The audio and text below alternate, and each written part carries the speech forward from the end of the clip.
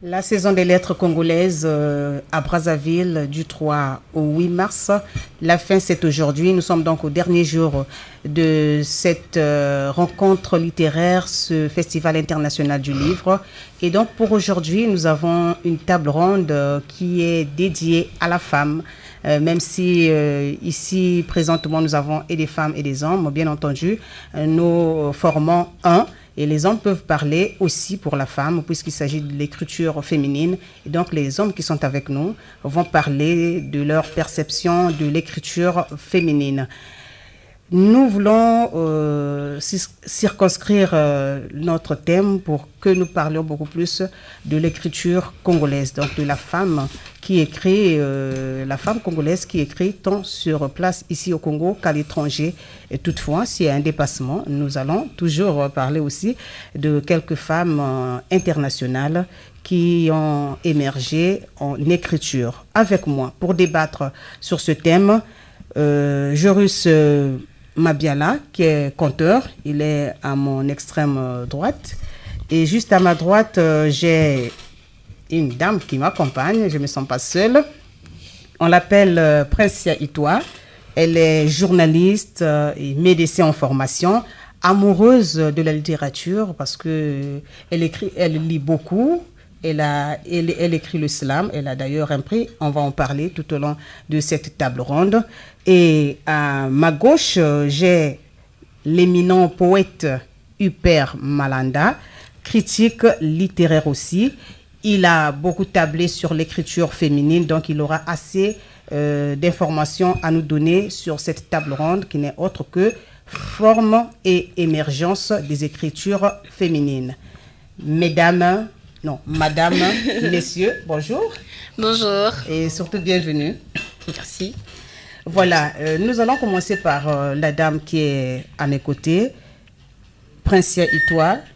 Vous êtes journaliste, médecin en formation, mais d'où vous est venu le goût de la lecture? Pourquoi avoir un attachement à la littérature? Mon attachement à la littérature m'est venu du fait que depuis ma classe de SAM2, j'ai été initiée à la lecture. Et donc, déjà en SAM2, mon premier roman que j'ai lu, c'était La Mare au diable de George Sand, et j'en étais tombée follement amoureuse. Et depuis, comme j'avais une tante qui habitait Paris, chaque année, elle m'envoyait au moins par la poste 5 à 4 livres par là. Et ça a en plus accentué mon goût de la littérature et écrire. Parce que j'aimais bien développer des sujets de rédaction et après à la longue des dissertations. Oui, vous êtes attaché à la lecture parce que vous avez grandi dans la lecture. Hubert Malanda, vous êtes un écrivain, poète, vous êtes également critique littéraire. D'emblée, quand on vous parle d'un tel thème, forme et émergence des écritures féminines, ça vous fait penser à quoi? Oui, ça nous fait penser à la dynamique qui habite nos sœurs littéraires du Congo.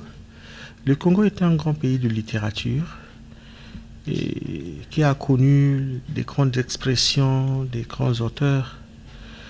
Et évidemment, parmi ces auteurs, il y a la gente féminine qui n'est pas en marge du combat pour l'écriture. Et beaucoup de femmes qui se sont impliquées. Je peux citer pêle-mêle Marie-Léontine Tibinda, Huguette Ganga Masanga, Nicole Mbala Mikulu, Natacha Christelle Makumbu, Alima Madina, Virginie Ngolo Awe, Émilie Flore Feignon, Alphonsine Nielinga Boulia, Amélia Néné et Huguette Nelly Satou. Elles sont nombreuses qui s'impliquent dans la littérature à travers tous les genres, le roman, la nouvelle, le théâtre et bien évidemment la poésie. Et voilà, quand vous nous présentez toutes ces femmes, nous savons qu'elles sont nombreuses. Elles évoluent également dans beaucoup de disciplines littéraires. Mais nous avons quand même un petit constat. Apparemment, la scène littéraire congolaise est majoritairement dominée par les hommes, par l'écriture masculine. Est-ce qu'il y a des raisons à ce constat, à ce phénomène, à cette réalité? Non, moi je pense que une femme écrivaine serait mieux placée pour répondre à la question, mais enfin, je vais tenter quand même de donner une esquisse de réponse. Les hommes sont plus impliqués autant que les femmes sont un tout petit peu moins impliqués, et le résultat est là tout visible, qu'il y a plus d'hommes qui écrivent par rapport aux femmes, alors que la population congolaise, pour ne parler que de la situation congolaise, les femmes occupent 52% de la population, autant les hommes occupent 48%. Mais paradoxalement, sur le plan de la production littéraire, il y a plus d'hommes. Ça veut dire que le combat, la bataille est encore là. Il faut que les femmes d'aujourd'hui, les femmes écrivaines se mettent en ordre de bataille et continuent à travailler. Nous sommes là, on vous attend, nous sommes pour l'égalité. Voilà. Nous sommes pour l'égalité, raison pour laquelle vous êtes là, tous les deux hommes, en train d'accompagner cette table ronde dédiée à l'écriture féminine. Joris Mabiala, vous êtes conteur, mais concernant cette réalité, est-ce que vous avez une explication par rapport à votre expérience à nous donner? Pourquoi il y a plus d'hommes sur la littérature ou en écriture, il y a plus d'hommes que de femmes? Moi, je crois que je répondrais simplement en disant, c'est vrai au niveau quantité, on pourrait dire cela. Au niveau qualité, je crois que la situation est un peu présentée autrement. Et en sachant aussi au niveau des classiques, parce que nous sommes quand même un jeune État qui est en train de se fabriquer, et ce jeune État est aussi en devoir de fabriquer ses classiques. Et dans nos classiques, on le sait tous. Moi, de ma génération, je partais tout le temps têter la littérature de Marie-Laurentine Tibinda parce que c'était ma grande sœur, et quand ils en pensaient mettre même espace culturel chez eux, on y allait déjà par devoir. Et aujourd'hui, par exemple, si on regarde dans l'univers de la dramaturgie, il y a un texte qui fait écho et force, c'est L'Or de femme de Mademoiselle Niali Gomez. Donc aujourd'hui, on voit bien qu'au Congo, on commence à arriver que des sujets concernant les femmes sont traités par des femmes. Et que même quand les metteurs en scène mal prennent la chose, ils ont la difficulté parce qu'il faut qu'ils aillent encore consulter l'auteur, et pourtant livrer déjà l'œuvre, mais il faut encore aller revoir l'auteur pour l'adaptation. Donc ça veut dire que au niveau des classiques, à chaque sujet qui fait débat et qui fait sa place, les personnages qu'ils portent, c'est souvent en lien avec l'histoire. Donc ça veut dire que la littérature congolaise d'aujourd'hui, sur des sujets qui nous sont capitaux, on voit bien que les femmes prennent leur part. Princia, c'est la même question que j'aimerais vous poser, beaucoup plus sur la formation de la femme. Est-ce qu'on peut dire qu'aujourd'hui, si on a cette disparité sur l'écriture, c'est parce que la femme est allée à l'école un peu tardivement en ce qui concerne la réalité africaine et congolaise? Je dirais oui et non en même temps. Oui, pourquoi? Parce que normalement, l'écriture, pour certains, il faut pousser. C'est-à-dire qu'il faut qu'il y ait quelque chose qui fasse éclore le talent. Et il y en a qui sont doués, qui sont nés avec un. Donc, dès le bas âge, vous voyez qu'il y en a qui écrivent. D'abord, c'est un exemple que je vais vous donner d'une fille qu'on a reçue à la Fondation Kalisa Itama. Elle se fait appeler l'écrivain désespéré. Mais Déborah, c'est une fille, quand tu la lis, bien que dans la lecture, tu peux retrouver des erreurs à corriger assez, mais tu sens qu'elle a la plume et elle ne fait pas d'effort pour ça. Alors que ça, c'est pas par rapport à son niveau scolaire, parce que on va pas dire que bon, est-ce qu'elle est partie à l'école longtemps et tout. Par contre, il y en a aussi qui sont partis à l'école et ça les a aidés à éclore le talent. Mais je pense que de nos jours, la femme se rend compte parce que autant les hommes écrivent, actuellement, les femmes se donnent un peu plus à la littérature que dans les temps anciens. Peut-être parce qu'on a eu à beaucoup marteler sur, ou à sensibiliser sur cette journée même que nous célébrons aujourd'hui, internationale des droits de la femme. On s'est vraiment rapproché de nos aïeux, comme venait de citer M. Huppert et M. Joris, nos anciennes qui ont eu à écrire, bien évidemment que c'était des femmes. Alors, en sensibilisant sur la journée internationale des droits de la femme, je pense qu'il y a eu des femmes qui se sont levées et qui se sont dit, ben, si elles ont écrit, elles sont plus de ce monde, c'est à nous de reprendre le flambeau. C'est à nous de reprendre le flambeau. Et si j'ai posé cette question sur le niveau scolaire, c'est parce que peut-être avant les années 60, souvent les femmes ne partaient pas, nombreuses sont ces femmes qui ne sont pas allées à l'école. Donc la plume, elle pouvait avoir l'intelligence orale, mais l'intelligence écrite, elle ne les avait pas. Donc peut-être c'est après l'émancipation de la femme, après les indépendances, que les femmes ont commencé à aller nombreuses à l'école. Je ne sais pas si j'ai mal dit, en pensant que c'est après les indépendances que les femmes ont commencé à écrire, parce qu'elles ont commencé à apprendre. Oui, il n'y a dans l'histoire de la littérature congolaise aucune femme qui n'avait publié avant 1960. Toutes les femmes ont publié. Dans les années 70, il y avait Marie-Léontine Tchibinda et Cécile Diamonica. Oui. Oui. Voilà. Et donc, je reviens pour dire que nous sommes à cette dernière table ronde de la saison des lettres congolaises 2022. Saison des lettres congolaises qui a commencé le 3, prend fin le 8 mars. Et sur cette table ronde, c'est l'écriture féminine qui est à l'honneur avec moi. 2 messieurs et une dame. Joris Mabiala, conteur, Huppert Malanda, écrivain et critique littéraire, et Princia Itoa, journaliste, médecin en formation, mais j'aimerais ajouter slameuse, parce que Princia, vous avez eu un prix à l'occasion de l'édition Saison des lettres 2019. C'est un texte de slam qui a reçu ce prix spécial du jury. Oui, c'était effectivement en 2019 à la Bibliothèque nationale, organisé par M. Maëli Kassi. Et bon, c'est un texte qui est un peu cru. Et suite à mes lectures et à mon vécu, j'ai beaucoup de choses dans le placard que je ne ressors pas souvent parce que c'est autobiographique. Et compte tenu des épreuves que j'ai eu à vivre, vous savez, moi j'ai eu mon baccalauréat très tôt, à 17 ans, et j'ai dû aller dans un autre pays, traverser toute seule, me prendre en charge. Alors qu'au départ, j'avais toujours grandi avec mon père qui était là, qui faisait tout pour moi. Et ça a été un très grand détachement d'un coup.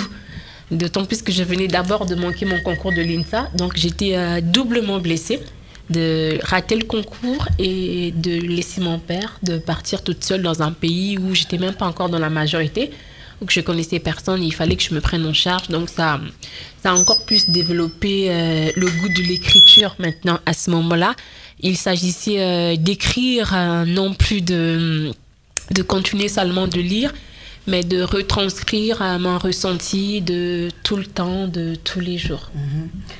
Joris Mabiala, je reviens vers vous pour qu'on essaie de voir la forme de cette écriture féminine. Les femmes congolaises, elles émergent souvent dans quel genre littéraire? Aujourd'hui, nous avons la chance de les avoir partout. Si on part, par exemple, si je parle moi du conte, on en a plein. Dans les Virginie Manda, qui ont même des maisons d'édition aujourd'hui, qui éditent beaucoup des femmes, mais des femmes un peu de partout du monde. Et au niveau du théâtre, donc on en a cité. Au niveau des ballets, moi aujourd'hui, au centre de ressources, j'ai reçu par hasard, comme ça, parce qu'il y avait un jeune qui venait se former et il se faisait payer sa formation en m'amenant des marmites de bouffe, en fait. J'avais des repas tout le temps que, non, c'est maman qui a fait pour nous, c'est pas maman qui a fait pour vous. Je dis, mais c'est qui cette femme qui m'envoie son gosse et qui croit qu'on peut payer une formation avec de la bouffe? Donc j'ai cherché à connaître c'était quoi cette femme. C'est une monnaie, hein, la bouffe, voilà, c'est une monnaie. Un troc. Ah voilà. Mais oui, il y avait vraiment des mets de temps en temps, du cassoulet congolais, du sakasaka miraculeux. Il y avait de tout. Et j'ai cherché à voir cette femme et à ma grande surprise, en fait, cette femme que je voulais aller voir, c'était la toute dernière danseuse du ballet des femmes de Brazzaville. Oui, vous n'arrivez pas à trouver le nom.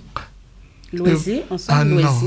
Non, on est en 66-67, le ballet géré par une femme et qui avait beaucoup de femmes dedans. Il y avait aussi des garçons évidemment, mais le tout premier ballet de danse géré par une femme qui est restée dans nos chants. Quand j'ai fait du ballet, on chantait ces chansons qu'elle avait créées et ces mouvements de danse. Elle avait ramené des pas de danse, cette femme, Marie Bella. Ah, Marie Bella. Et cette femme qui m'envoie son fils pour qu'il vienne travailler était la toute dernière danseuse qui était même à côté de Marie Bella le jour de sa mort. En fait, quand Marie Bella est morte d'un accident, c'était parce qu'elle partait accompagner cette femme pour aller faire des courses dans le pays où ils étaient en tournée. Donc, vous voyez. Donc, quelque part, on prend ça en pleine face et ça remet les choses en ordre. Parce qu'on n'en parle plus, en oubliant que quand il y avait ces ballets qui ont quand même fait la révolution congolaise, ces ballets qui ont permis à ce qu'aujourd'hui le Congo puisse avoir des accords économiques avec la Chine, c'est par le ballet. Et ce même ballet qui a été soutenir les étudiants à Paris pour que la fameuse Trois Glorieuses se fasse. Oui, on a tout ce mouvement-là, il y avait des femmes. Et pourtant, de nos jours, faut être au centre de Côte-Matev pour te voir des miracles, parce que moi j'ai des miracles. Et avant de descendre ici à Brazzaville, j'ai eu deux dames qui ne sont ni des Mbappé, ni des Zidane, mais des Yaoundé, je dirais, et qui sont venues me voir en me disant, écoutez, c'est un truc que je rêvais il y a longtemps à faire. Et depuis la mort de mon mari, je me suis dit, mais en fait, il faut que je fasse quelque chose d'utile pour moi. Donc, je viens te voir parce que je voudrais faire du théâtre. Ah, ça. Donc, c'est la femme congolaise dans sa côté surprise habituelle. Puisqu'on l'a tellement mis à côté, on a tellement parlé à sa place, et chaque fois qu'elle prend la parole, on se panique un peu, parce que du coup, on n'est plus habitué. Et dans cela, je prendrai l'exemple de ma mère. Mon centre a été géré pendant près de 3 ans par ma maman, qui n'a jamais été à l'école. Mais ça veut dire aux gosses, non, vous avez quel âge? À vous, les livres, c'est des livres là-bas. Bon, vous avez quel âge? Vos livres à vous, c'est là-bas. Mais quand les enfants sortent, donnez vos sacs. Il faut que vous se regardez parce qu'elle sait que les livres coûtent cher. Donc, il ne faut pas qu'on aille jouer avec, qu'on aille enrouler les cacahuètes avec. Oui, la femme, quoi. On est habitué à parler à leur place. Aujourd'hui, on le fait parce que ceux qui nous suivent vont nous comprendre parce que les femmes sont occupées par la date du 8 mars. Elles sont dans beaucoup d'activités. Et donc, nous avons une femme qui parle pour les femmes et 2 hommes qui parlent pour les femmes. Alors, Upper Malanda, l'écriture féminine, elle a quelle forme au Congo-Brazzaville? Ces femmes, elles interviennent dans quel format? Oui, sans la femme, les hommes seraient des pauvres déserts. Ah ça. La femme, c'est le condensé de toutes les clartés lunaires. Ça nous fait pousser les ailes. Hein? Elles se sont déployées. Je tiens d'abord à préciser que nous sommes le 8 mars, journée internationale des droits de la femme. Et donc, la saison des lettres congolaises ne sait pas... la saison de lettres congolaises à travers le Festival international du livre ne s'est pas mise en marge de cette célébration. Et pour ce faire, les éditions Plus ont publié une anthologie de poésie congolaise intitulée Rêves solidaires. Et dans cette anthologie, il y a 5 femmes, parmi lesquelles Marie-Léontine Tshibinda, Huguette Ganga Masanga, Nicole Mbala Mikolo, Natacha Christelle Makumbu et Alima Madina. Donc, quelle est la forme de la poésie? L'écriture, elles sont dans quel genre littéraire, les femmes? Est-ce qu'elles ont un genre de prédilection, les femmes congolaises? Non, je pense que les femmes se sont impliquées et se sont versées dans l'horizontalité de la production littéraire congolaise. Aussi se retrouvent-elles très présentes dans l'écriture romanesque, dans l'écriture de la nouvelle, le théâtre, le conte, la poésie. Elles sont partout, donc il n'y a pas... Je ne peux pas dire qu'il y a un genre de prédilection qu'elles ont opté. Je me souviens que j'ai découvert par exemple Émilie Flore Feignon à travers un recueil de poèmes. Marie-Léontine également à travers la poésie, Mayombe, Amélia Néné essentiellement de la poésie, Cécile Diamonica la poésie également. Mais après, il y en a qui ont commencé par la poésie et qui sont versés dans les autres genres littéraires comme Marie-Léontine Tshibinda qui aujourd'hui est dans le roman. Huguette Nganga-Masanga aussi. Huguette Nganga-Masanga est partout, roman, poésie, théâtre, nouvelle. Il y a eu en 2015 une anthologie qui regroupait 11 auteurs femmes, anthologie intitulée Reine de sable, qui a fait la sélection de 11 nouvelles, une anthologie thématique qui a vu beaucoup de femmes s'exprimer, parmi lesquelles notre amie Françoise Ibovi. Oui. Elles sont partout, les femmes. Elles sont partout. Leurs thématiques sont centrées sur quoi? Est-ce qu'elles sont beaucoup plus dans le militantisme, dans la revendication, dans l'affirmation en tant que femme? Quelles sont les thématiques qui accompagnent l'écriture féminine congolaise? Oui, vous avez déjà répondu à la question. Les femmes congolaises ont une écriture militante, une certaine revendication de la place de la femme dans la dynamique de développement du Congo, une implication de la femme dans la construction culturelle et politique, une construction diversifiée pour porter haut les étendards de la nation. La femme congolaise revendique une certaine part d'égalité.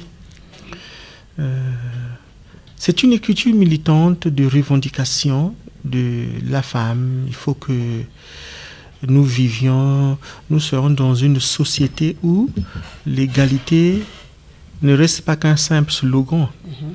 Aussi, cela se manifeste-t-il même au niveau du gouvernement. La politique, le chef de l'État, davantage implique le maximum de femmes dans la gouvernance de la cité. Et un peu partout dans les directions générales de notre pays.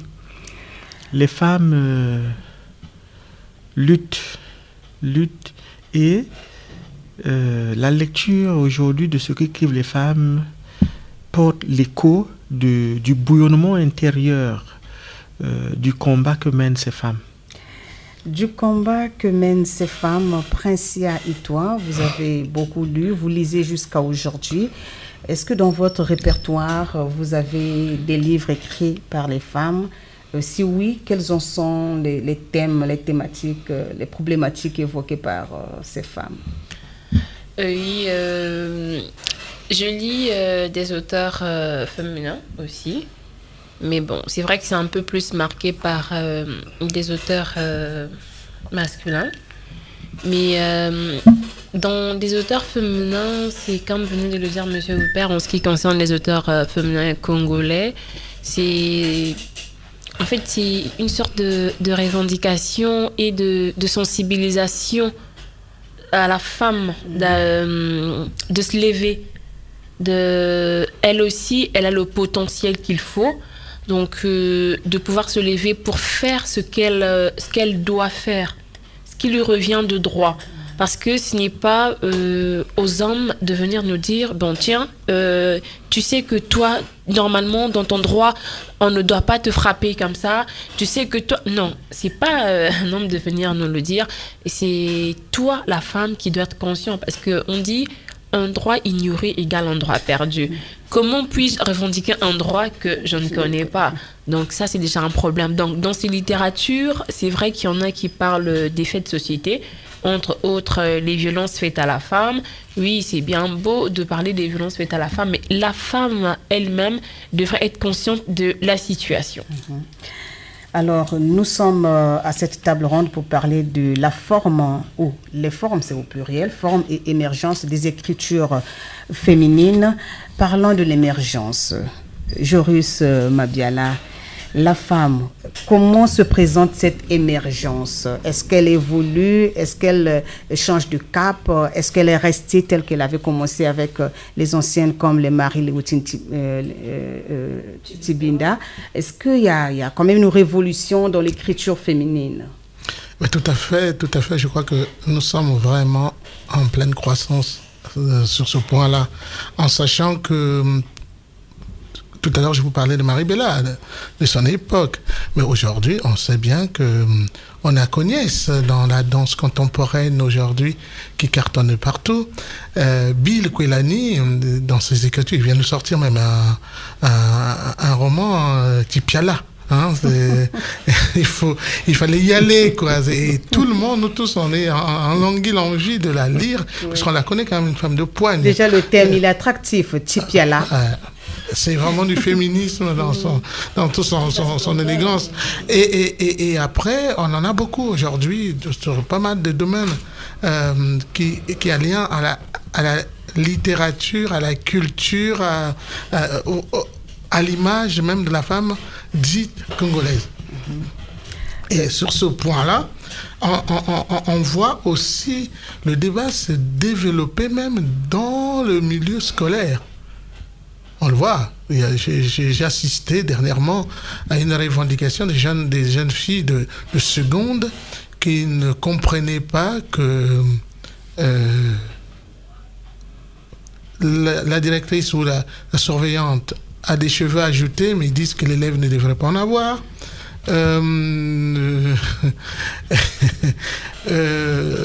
Que dans les rues, on se moque de nos femmes parce qu'ils ont des cheveux ajoutés et pourtant à la morgue, c'est obligatoire pour une cadavre femme. Ouais. Toutes ces incohérences-là commencent à poser un problème parce que c'est vrai, c'est l'homme qui décide à quel moment que les choses doivent être comme il faut. On est là, on veut traditionnaliser la femme en disant ouais, c'est quand même génial une femme en pagne, hein, vous voyez, c'est magnifique. Après on est encore les premiers à dire oh, ils nous prennent la tête avec leur histoire, mais la fête du oui, c'est pas pour les pagnes. Faut à un moment donné qu'on tombe d'accord. Vous voyez. Moi j'aime bien ces genres de fantaisies, c'est devenu notre folklore à nous, le 8, on se met en panne du 8, ça donne du boulot aux couturiers, ça donne de l'attraction dans les familles, ça donne même à l'homme de s'intéresser ce jour-là à sa femme pour dire ah mais tu crois que vraiment c'est le pain qu'on va manger ici. Mais ouais, ça amène le débat, ça ramène une animation et tout ça, tout ce folklore-là, si on le prend et on le rend culturel, ça devient une identité culturelle. Parce que davantage, il y a au moins toute l'Afrique, de l'ouest au centre, le pagne porte le 8 mars. Hein. Et pourtant, les droits sont au niveau international. Hein. Donc, j'aimerais bien voir des femmes parisiennes sur les Champs-Élysées avec leur pagne, mais ils n'en ont pas eux. Bon, nous, on en a. Et du coup, ça devient, on pourrait peut-être un jour dire qu'on organisera les manifestations du 8 mars culturelles, qui permettra que les touristes descendent d'ici pour venir apprendre comment apporter le pain du 8 mars. Voilà, on peut rendre tout ça positif à une seule condition, c'est à la femme de s'en défendre là-dessus, que ce soit encore le mec assis sur son stèle comme était son ancêtre gaulois et dicte de là-haut. Non, c'est pas comme ça que les choses doivent être. Ils doivent être traditionnels demain et modernes le lendemain selon les hormones du mal. Non. Voilà, donc l'émergence, son avancée, et là, ça dépend de nous, comment on se place devant la situation. Si on fait du congolisme qui critique, parce que c'est la seule chose qui nous avantage, les bières, mais dans tout ça, tout ce folklore-là, on en a besoin, parce que dans plusieurs années, ça deviendra aussi une source d'histoire à raconter. Hyper Malanda, nous sommes dans l'émergence ou les émergences des écritures féminines. Je sais que vous avez beaucoup lu Dymixon, Perfection, Winner. Elle a un marteau quand elle écrit, elle est forte, elle insiste sur les mots et elle les souligne, même ses préfaces quand vous les lisez. Est-ce qu'on peut parler, elle fait partie de ces émergences en écriture? Oui, la femme est la moitié du ciel. La femme est le dernier psaume jamais écrit par les prophètes. C'est le poète qui le dit. Voilà pourquoi aujourd'hui les femmes s'écrivent elles-mêmes. Elles écrivent leur pays, leur culture, leur combat, leur force, leur beauté, leur éternité de femme lumière. Quand je lis Dymixon, évidemment, comme vous venez de le dire, c'est une femme qui utilise l'écrit, les mots, comme étant des armes, comme étant des marteaux. Elle martèle son exigence. Elle martèle les mots pour construire son rêve. Elle écrit, elle est dynamique. C'est une femme révoltée. Évidemment, il n'y a pas de poésie, il n'y a pas d'écriture sans une dose d'insurrection intérieure. Ce bouillonnement-là, c'est ça qui fabrique les écrivains. Comme disait Sonny Laboutancy, que la température de 50 degrés Celsius, c'est avec ça qu'on fabrique les poètes. C'est cette chaleur-là, c'est avec cette chaleur qu'on fabrique les poètes. Et évidemment, vous avez Ninel Balenda, Dymixon, au même moment que Virginie Ngolo Awe, Nicole Bokemikolo, Huguette Nganga Masanga, Marie-Léontine Tibinta, Alphonsine Nielinga Bouya et d'autres encore. Elles bouillonnent, elles ont à dire à travers leur sensibilité. Les femmes se sont attelées à l'œuvre du combat. À l'œuvre du combat, vous êtes poète. Aujourd'hui, nous avons une poésie qui a pignon sur rue, le slam, la poésie urbaine. Beaucoup de femmes excellent également dans cette écriture. Nous avons Marius Kamokenge, nous avons Mwasi Moyindo, nous avons La guerre de vie, et il y a également Princesse qui est à mes côtés, je vais revenir vers elle. Est-ce que vous pensez que c'est une forme d'émergence aussi en écriture? Mais oui, mais vous savez que quand on parle d'émergence, la meilleure émergence, c'est celle qui a des fondements culturels. Et les femmes, de ce point de vue, sont des artisans, des dynamiques artisans. L'émergence ne doit pas être qu'un simple slogan. Quand on a dit, on a crié, dans les années passées, Congo, pays émergent d'ici l'an 2025, mais on ne se développe pas à coup de slogans. C'est un travail de conscientisation. C'est ça. Donc, l'émergence, c'est quelque chose qui doit se bâtir à travers le travail, à travers l'esprit. L'écriture polie l'esprit, polie la morale, et les femmes sont vraiment dans cette œuvre, sont vraiment plongées dans cette œuvre-là pour polir, discipliner, conscientiser, pour que l'émergence dont nous parlons ne soit plus qu'un simple slogan, que ce soit une émergence réelle, une émergence significative, une émergence qui a une ossature, une émergence capable de se mettre debout. Princia Itoa, vous êtes slameuse, on est sur les émergences des écritures féminines. Voilà, vous pensez qu'avec le slam, vous participez à cette évolution de l'écriture féminine? Bon, je ne vais pas me limiter au slam en ce qui me concerne, parce que souvent dans mes textes, il peut y avoir du slam. Et j'ai aussi des essais qui sont dans le placard. Mais oui, ça contribue à l'émergence. Comme tu venais de le citer, actuellement, on a par exemple Mariuska, tu as Moissi Moindo. Et puis, ce sont des jeunes aujourd'hui, si on me demandait quelles sont les femmes, parmi les femmes influenceuses du Congo. Donc, quand je parle des femmes influenceuses de mon ère au Congo, je ne manquerai pas de les citer. Et ça se voit sur la toile, on se soutient entre nous, on se partage. Et c'est quelque chose qui contribue déjà parce que dernièrement, même Mariuska, elle était en tournée et à l'extérieur du pays. Et ça, déjà, en reconnaissant que c'est une Congolaise, on va dire qu'elle a évolué et tellement bien évolué, ça contribue à l'émergence de l'écriture féminine. Donc, on peut compter aujourd'hui, si on nous disait, bon, par rapport aux jeunes, parce que c'est vrai, nous avons des Marie-Léontine et Tibinda, ce sont on va les appeler nos aïeux. Mais après, est-ce que la jeunesse a pris le relais? Oui, la jeunesse a pris le relais. Et ça, même si ça peut être le slam, mais je suis sûre qu'il y en a d'autres qui vont arriver dans des romans et dans d'autres formes littéraires aussi. Et ça, je pense que c'est à féliciter. C'est à féliciter. Un peu, il y a Huper Malanda qui a parlé de la femme, qui commence à parler d'elle-même, parce qu'auparavant, c'est l'homme qui parlait pour la femme. Oui. Nous avons un exemple de Aline Olga Lonzani Abika, qui a écrit un livre. Elle est dans les forces armées congolaises. Elle a écrit un livre, La femme congolaise et la défense de la nation. C'est une façon de présenter la vie d'une femme dans cet univers.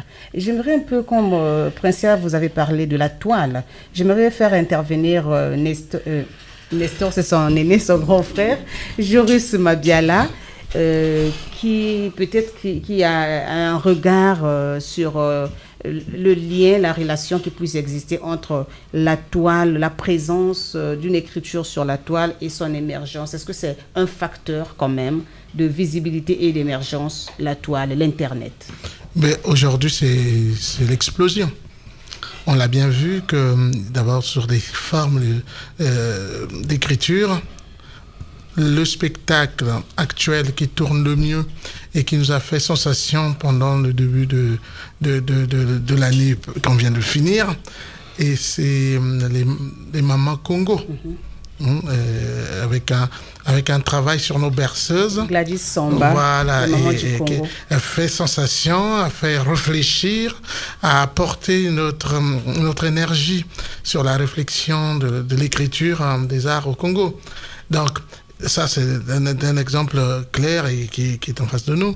C'est vrai que la présence aussi de l'oralité sur le slam, on l'a vu. C'est pas on a dit. On voit bien que les femmes puisqu'on dit plus les mademoiselles aujourd'hui, les femmes prennent leur place et apportent notre visibilité de la nation, notre visibilité du pays au niveau de l'Internet. Et en plus, c'est des outils qui se manient bien en tant que chez les garçons, chez les filles. Donc, on voit bien sur le TikTok la présence des formes de lecture sur la toile, sur la culture et les cultures du Congo, et qui sont d'une parité incroyable. Une parité incroyable. Hyper Malanda. Nous partons vers la fin de notre échange autour de cette thématique, forme et émergence des écritures féminines. Hyper Malanda, aujourd'hui, nous savons que tout le monde sait que la femme, on a dit, éduquer une femme, c'est éduquer toute une nation. La femme, quand elle est bien armée, elle peut vous apporter des bons fruits. Et elles écrivent aujourd'hui, ces femmes. Elles ont du contenu. Mais il y a ce problème qui concerne tant les hommes que les femmes, de vulgarisation du contenu. Comment, en tant que femme, avec son costume de femme, comment peut-elle faire pour peut-être aller plus loin que l'homme dans la vulgarisation de son écriture, de son contenu? Vous l'avez dit, éduquer une femme, c'est éduquer une nation. Ça veut dire, ça définit l'importance de la femme dans la société. La femme, la femme est l'arc-en-ciel. C'est-à-dire que la femme nous évite que le monde s'effondre. Un arc-en-ciel qui paraît dans le ciel, c'est pour empêcher peut-être un orage. Donc elle empêche un drame, un danger. La femme est en même temps la boussole qui montre la bonne direction que devra prendre la nation en termes de construction citoyenne, en termes de construction de progrès, en termes de maintenance, de revalorisation des valeurs de progrès. Et voilà. Nous comptons sur la femme congolaise. Est-ce qu'il y a des stratégies qu'elles peuvent mettre en place en tant que femme? Parce on dit toujours que la femme a beaucoup d'astuces. Est-ce que vous qui avez le regard extérieur, quand vous voyez la femme, Joris, est-ce qu'il y a des astuces que la femme peut mettre en place pour que sa littérature, son écriture soit à la portée de tous, pour que ça ne s'arrête pas dans des bureaux comme on le fait souvent dans les salles, sur la toile, parce que ce n'est pas tout le monde qui a accès à la toile, dans des studios comme ici à Radio Mucodec? Est-ce qu'il y a des astuces qu'on peut donner à la femme pour qu'elle vulgarise son écriture? Souvent, les gens ont peur quand on dit que femme devient femme ou femme reste femme. Parce que si on repart dans nos contes et légendes, on sait bien que tous nos royaumes ont été co-gérés par la femme et le pouvoir de son homme, qui était choisi par les mains et tout ça, mais prenez conseil à sa femme. Vous savez, il y a un proverbe qui dit « La nuit porte conseil ». Et la réponse de ce proverbe, c'est quand même plus agréable pour quelqu'un qui est marié. Parce qu'en fait, la nuit qui porte conseil, c'est parce qu'on peut demander conseil à la personne qui a tout à perdre. Donc, si te donne la réponse sera plus claire et plus claire, sera plus dans la clarté. Que donc, si tu n'es pas marié, la nuit, ça sera un peu compliqué, ça te porte conseil. Et donc... Joris, là, c'est un autre débat. Je pense que ça a discuté. Hein? Mais du coup, donc, la femme reste femme. On le voit bien que qui choisit... Parce qu'il y a qu'une femme qui peut te permettre qu'on t'appelle papa. Il y a qu'elle qui peut te changer de nom. Tu peux être monsieur super et après tu deviens papa super. C'est que la femme. Et on sait bien que de tous nos rois, de Nzingankuvu au Jean Ier, il y a derrière, on sait même le roi Makoko, aujourd'hui on a bien vu pour introduire le roi, une fois qu'on a trouvé celui qui a du sang royal, elle doit être confirmée par la reine Ngarifuru. Et la reine Ngarifuru sait. Et on nous dit même qu'un homme suffit pour qu'on puisse fabriquer tout un village. Mais une femme toute seule ne peut pas. Donc, il sous-entend que on nous a même raconté que vous prenez dans une boîte de nuit, vous enfermez les femmes et les hommes, vous devez tenir toute la lumière. Ils sortiront avec les hommes qu'ils choisiraient comme leur mari, pas ceux qu'ils auraient choisi s'il y avait la lumière. Donc, la femme a 4 yeux. Il peut voir ce que nous ne pouvons pas voir. Donc, c'est elle qui détient les secrets de vulgarisation de son écriture. Alors, nous sommes à Princia, qui est une dame. Elle, en tant que femme, en dehors de la toile, Princia, vous avez eu la chance de tomber sur les livres. Est-ce que c'est parce que les livres étaient disponibles ou c'est parce que vous êtes allé les chercher? Quelles sont les astuces que les femmes, là nous parlons des femmes, nous savons que tous, et hommes et femmes, tout le monde veut vulgariser sa plume, mais là pour la femme qui a son livre, qui se dit que je dois être lu, tout le monde doit me connaître et connaître mon contenu, mon secret que j'ai mis dans le livre, quelles sont les astuces à mettre en pratique? Bon, premièrement, il faut vraiment signaler que sans la toile, c'est un peu difficile parce que la toile fait le travail, on va dire, 10 fois plus rapidement par rapport à si on fait par exemple du bouche à oreille. On peut commencer bien évidemment comme dans l'ancien temps, on a un cercle d'amis. On a un cercle d'amis et quand on fait une œuvre, il faudrait qu'on ait déjà en premier lieu la famille qui nous soutient. Et quand on a la famille qui nous soutient, après on a des amis, après on a un grand cercle, ça peut aller de bouche à oreille. C'est vrai que premièrement il y avait eu des livres qui étaient venus à moi, mais les autres fois c'est moi qui suis allée à la recherche des livres. Je passe souvent au marché Total et au marché Total il y a un monsieur à l'arrêt de bus qui vend des livres juste étalés par terre.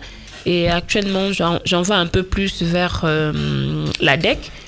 Et les livres, il faut dire qu'il y a aussi ce problème-là de coût, bien évidemment, qui pose un grand problème. Et je parlais avant de venir à Brazza avec Marien Foningombe. Il devait envoyer ses livres ici tant que l'Équateur passera par Bénin. Je voulais vraiment lire. Et je lui ai posé le problème. J'ai dit, il y a un problème avec le coût des livres parce que je suis auteur, j'écris, mais après parce que moi je vois déjà le texte dès que je lis le titre du livre, avant même d'aller à la 4e de couverture, il faudrait que le titre m'intéresse. Dès que je vois le titre, ça me choque le cœur, je lis la 4e de couverture et à ce moment-là je peux prendre. Donc la femme peut passer par le moyen de bouche à oreille, de constituer d'abord un cercle, un réseau.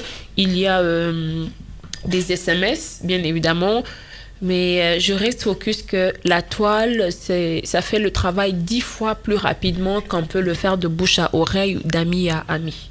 Ça irait plus lentement. Merci Princia, et nous savons que beaucoup de dames écrivent, mais parfois leur entourage direct ne savent pas que notre parente, notre sœur est écrivaine. On a tendance à cacher les livres, les écritures, je ne sais pas pourquoi. Pour la honte. Honte. Bon, pas seulement pour la honte, c'est parce qu'on a peur du regard extérieur. J'ai mis du temps avant même de pouvoir soumettre, ne fût-ce que les larmes en cœur d'une mère en 2019, alors que j'ai écrit depuis 2011 ce texte-là. Wow. Et parfois on se dit, bon, comme ce sont des grands auteurs, oui, on a peur du jugement, est-ce qu'ils vont comprendre et tout. C'est un peu ça. On va demander à Joris Mabiala et Upper Malanda et Malikassi d'être large quand vous tombez sur un texte, surtout le texte d'une femme. Alors nous partons vers la conclusion de cette table ronde, forme et émergence des écritures féminines, table ronde qui clôt donc la saison des lettres congolaises, cette édition 2022 que nous avons vécue à Brazzaville du 3 au 8, aujourd'hui le 8, dernier jour, nous parlons de la femme. Nous allons commencer par Upper Malanda pour nous conclure par rapport à la thématique, peut-être qu'il y a un élément essentiel. Un élément essentiel, c'est encourager la femme qu'elle est sur le droit chemin, qu'elle continue à mener son combat légitime en faveur du progrès de notre culture. Parce que sans la culture, un pays n'a pas l'âme pour son développement. la culture, c'est le progrès. Le livre, c'est un véhicule du développement. Et donc, à partir de la production littéraire féminine, nous avons confiance que la femme congolaise est en train d'œuvrer activement au progrès de notre pays. Merci, Père Malanda. Nestor, nous allons terminer par la dame Nestor d'abord. Et Jorus, mais Nestor, qu'est-ce qu'il m'a fait? Nestor sort de cette salle. Pourtant, il n'est même pas au Congo, il n'est pas sur place. Il est en contact avec moi. On est, voilà. Jorus Mabiala. Je vous en prie. Donc, je disais, donc, pour femmes, oui, il en a dit doigts. Pour femmes, femme, oui, mère, tam-tam-toi, mère, tam-tam-toi, ton fils. Les fils sont là et ensemble, il faut construire cette nation, une nation nouvelle, puisque chaque fois qu'on gagne des années, on peut faire des miracles. Oui, mais il faut que la mère se rende toujours compte de bien porter tout ce que nous sommes. Parce que mère soit comparable à une poule. Même la poule, tu vois, elle, la pauvre, elle est capable de savoir là où mettre ses œufs. Donc, mère, si tu nous as choisi de nous mettre dans le Congo, et ça serait bien. Donc, ça, vous avez choisi un endroit où on devrait être fertile, un endroit là où on pouvait encore continuer à souder la nation par la présence et la force de tout un chacun. Mais comme c'est toi, mère, donne la force, fais ce que tu peux pour que les fils soient fiers de toi. Princia, vous avez une nouvelle en chantier, c'est ça? Oui. Un recueil de nouvelles en chantier. Vous pouvez nous en parler quand même, c'est pas un secret? Non, c'est pas un secret. J'ai déjà fait lire à 4 personnes. Ça veut dire que je me suis quand même un peu ouverte. Et, ça parle de entre rêve et sacrifice, rester ou partir. C'est, comme j'ai dit, la plupart de mes textes sont un peu autobiographiques. Donc c'est parce que le temps ne me permet pas, j'aurais pu lire 2 lignes. Et, Qui a dit que le temps ne permet pas? Les hommes. Non, nous sommes sur forme et émergence des écritures féminines. Nous avons une seule dame. Les hommes n'ont pas droit. Nous lire un extrait de son recueil de nouvelles en chantier en plus. Donc, voilà. Oui, les hommes n'ont pas le droit de nous dire aujourd'hui, hein, parce que c'est ce que je m'avais dit dernièrement. D'accord. Je faisais tout pour moi. Donc, oui, je vais lire un extrait de... Bon, je vais quand même signifier que c'est vraiment autobiographique. De rien. Très souvent, quand on commence à écrire, Père Malanda, on a tendance à commencer par la dimension autobiographique.